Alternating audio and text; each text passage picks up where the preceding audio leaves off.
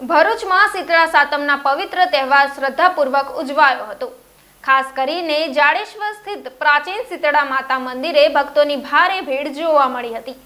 ભરૂચ શહેર અને આસપાસના ગ્રામ્ય વિસ્તારોમાંથી મોટી સંખ્યામાં મહિલાઓએ મંદિરે આવીને માતાજીની પૂજા અર્ચના કરી હતી। આ દિવસે પરંપરા મુજબ મહિલાઓએ ચૂલો સળગાવ્યો ન હતો અને એક દિવસ પહેલા ઠંડુ ભોજન આરોગ્યું હતું।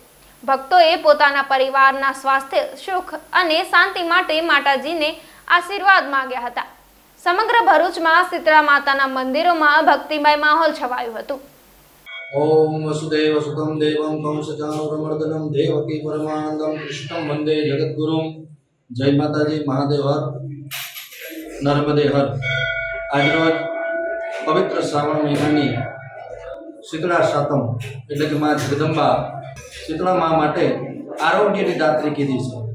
તો ભાવિક ભક્તો સૌ પોતાનું તથા પોતાના સમસ્ત પરિવારનું આરોગ્ય સ્વસ્થ રહે, તંદુરસ્ત રહે એ માટે માં જગદંબાની આ પવિત્ર શ્રાવણ મહિનાની પહેલી એટલે કે સુદ પક્ષની અને સુદ અને વદ આ બંને શીતળા સાતમ અહીંયા જાડેશ્વર ભરૂચની અંદર ખૂબ જ નર્મદાના કિનારે કાશી વિશ્વનાથ મહાદેવના સાનિધ્યમાં સૌ ભાવિક ભક્તો આવી અને માં જગદંબાની આરાધના, સ્તુતિ અને પૂજા વગેરે કરે છે।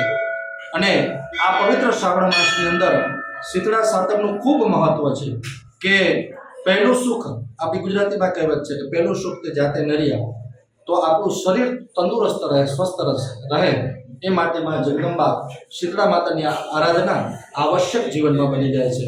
તો એ જ અનુલક્ષીને સૌ ભાવિક ભક્તો અહીંયા શીતળા સાતમની માતાજીની પૂજા કરવા માટે આવે છે। અને આ ભરૂચના સમસ્ત ભાવિક ભક્તોને નિમંત્રણ છે કે આપ પણ આપણા પરિવારનું, આપણું પોતાનું સ્વાસ્થ્ય તંદુરસ્ત રહે અને આપણા ઘરની અંદર સુખ, શાંતિ અને સમૃદ્ધિ માં જગદંબા પ્રદાન કરે એવી પ્રાર્થના સાથે આપ પણ સૌ અહીંયા પધારો। આજે તો શીતળા સાતમ છે, પણ આવતી શીતળા સાતમ એટલે કે વદ પક્ષની શીતળા સાતમ 15મી ઓગસ્ટને દિવસે છે। તો ભાવિક ભક્તોને સૌને હાર્દિક નિમંત્રણ છે કે આપ સમસ્ત આપના પરિવાર સાથે આ મા જગદંબાની સ્તુતિ, આરાધના અને પૂજા કરવા માટે પધારો અને આપનું મંગલ કાર્ય નિર્વિઘ્ને સૌ કાર્ય પરિપૂર્ણ થાય એ મા જગદંબાને ચરણોમાં ખૂબ ખૂબ પ્રાર્થના। મારું નામ જયેશભાઈ ભોગાઈલા।